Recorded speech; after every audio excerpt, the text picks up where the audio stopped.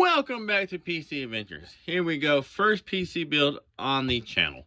It is now finished and done. i5 7500, RX 580. Man, that is just a beautiful, sexy card. Came together pretty nicely. Case really sucks for cable management, but I did the best I could with what I had. As you see, don't look too bad in there. Everything like that. Gotta get Windows installed. Games installed, benchmarks coming.